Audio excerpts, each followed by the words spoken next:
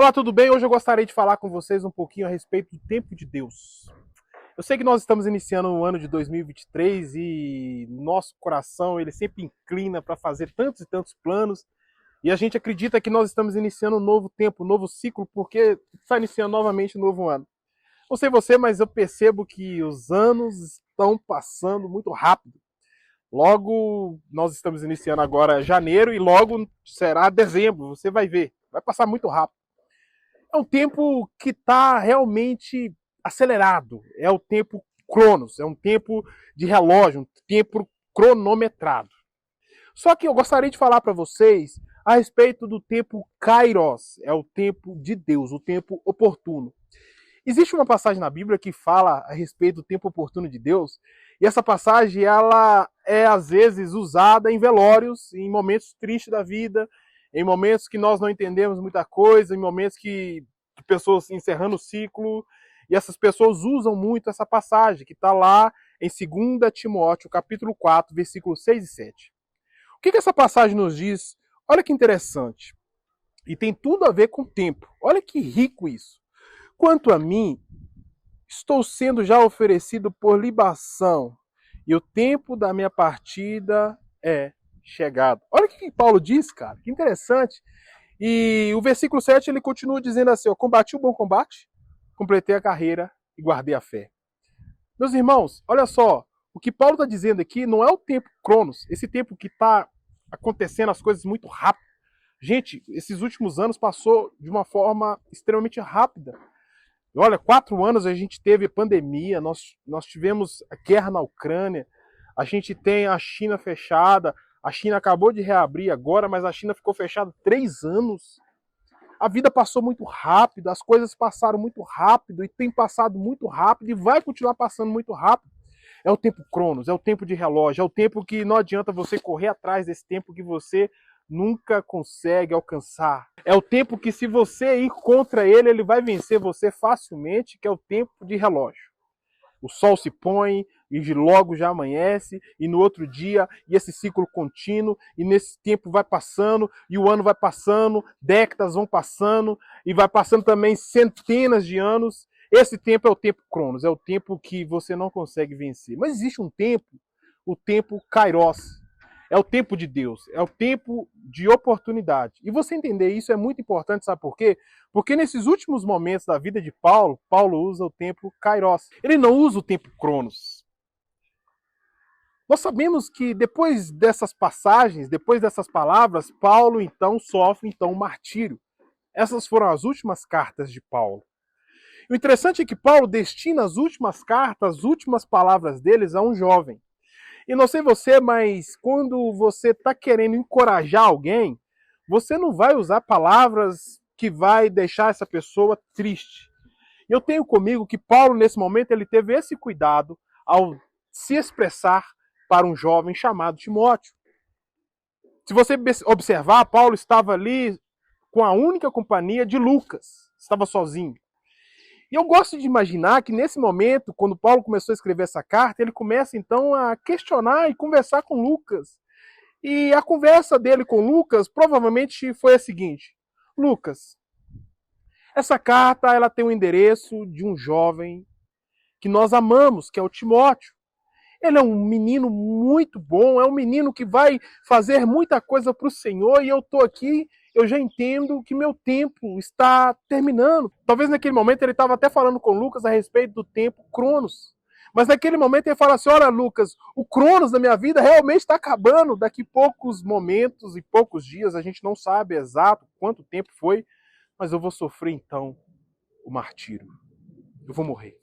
Mas eu não posso falar para Timóteo que o tempo Cronos da minha vida está acabando.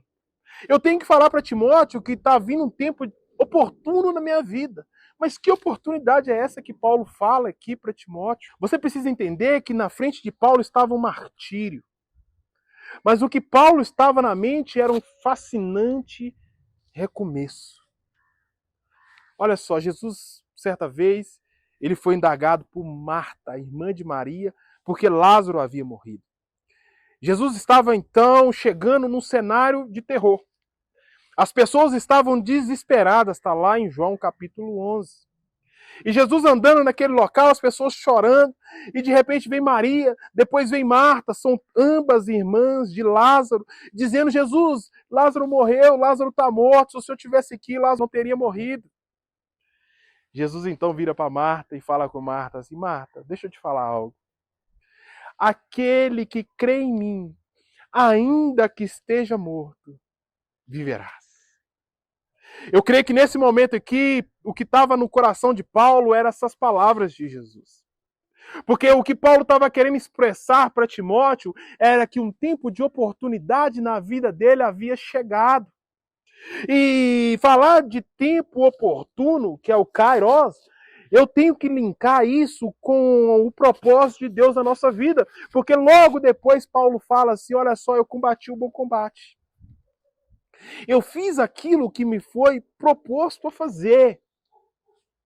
Eu briguei, eu plantei igrejas, eu lutei, eu fugi, eu corri, eu fiz aquilo que Jesus me chamou para fazer, eu tive um encontro genuíno com Jesus, eu combati o bom combate, o meu combate, aquilo que foi me proposto para fazer, eu fiz, Timóteo. Eu combati, eu fiz tudo que me pediram para fazer. Eu fui talvez o maior plantador de igreja até agora.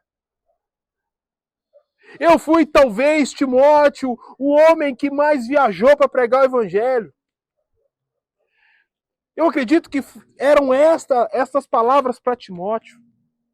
E o interessante é que Paulo, ele na última carta dele, ele não fala das coisas que ele fez. Ele não diz: olha, Timóteo, olha só, eu sou o Paulo, eu estou te escrevendo mais uma vez. Você lembra, Timóteo? Eu plantei tal igreja, eu fiquei 3 anos em Efésios, eu fui para lugares remotos, eu fui picado por uma serpente, nada aconteceu comigo. Ah, eu fiz isso, eu corri dentro de um... Eu me escondi dentro de um cesto para correr, eu fui apedrejado, eu fui chicoteado. Ele não fala isso.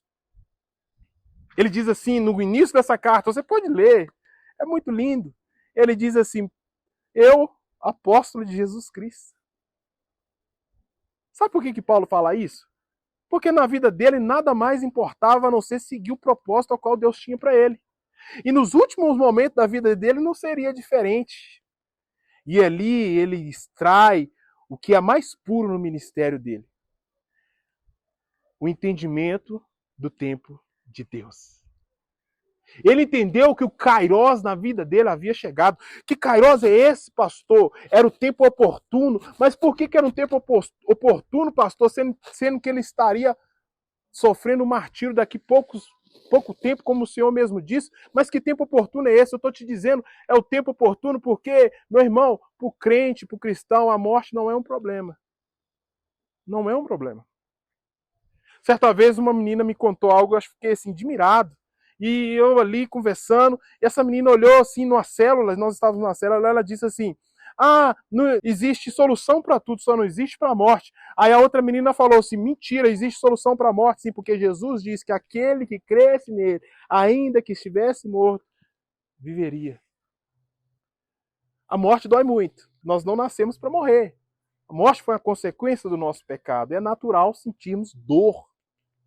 É natural sentirmos aflição só de pensar na morte ou pensar em alguém que a gente amou, que já não está mais conosco. Então, naquele momento, Paulo, então, conversando com Lucas e dizendo assim: Lucas, eu preciso encher esse menino de esperança.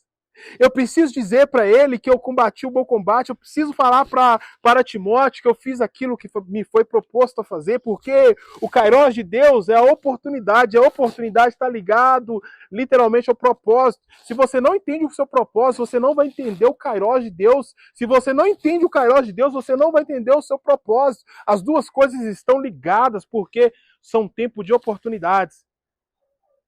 Todos nós temos um propósito específico na nossa vida, e nas últimas palavras Paulo diz isso: olha só, eu combati o bom combate, eu cumpri com a minha carreira, eu fiz aquilo que me foi pedido para fazer. Eu combati o bom combate, eu combati o meu combate, então eu agora termino a minha carreira. Mas tem algo que está comigo aqui, Timóteo. É a minha fé. Tem algo que eu preciso dela, de levar comigo, é a minha fé. Por quê? Porque talvez no coração de Paulo, naquele momento, estavam as palavras de Jesus dizendo: se você, aquele que crê em mim, o que é crer?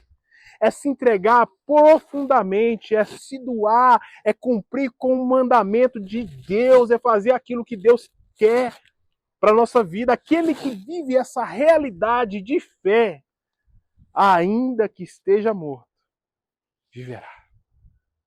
Certa vez eu fui no velório, e naquele velório, logicamente, as pessoas estavam muito tristes. Porque era um velório de alguém que havíamos orado demais para essa pessoa ser curada, e essa pessoa sofreu muito e de repente ela então morreu.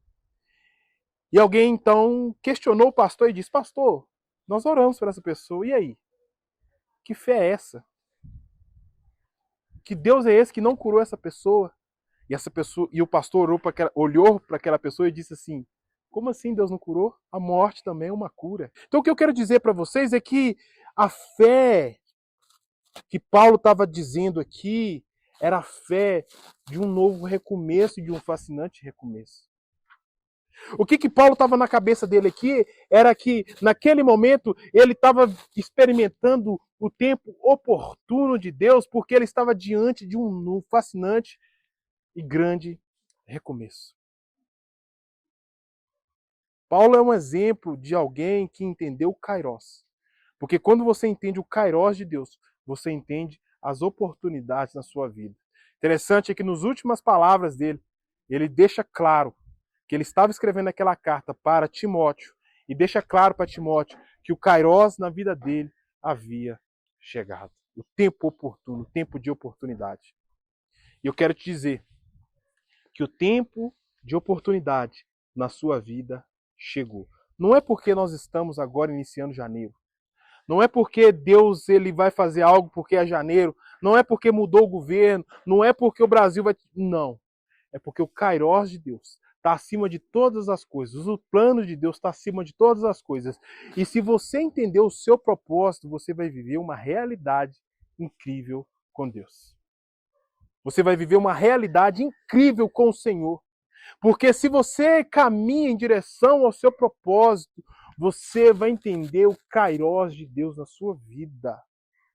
Não tem nada mais importante do que isso. Entenda o seu propósito. Às vezes as pessoas falam assim: poxa, eu estou vivendo em círculo e a minha vida não melhora.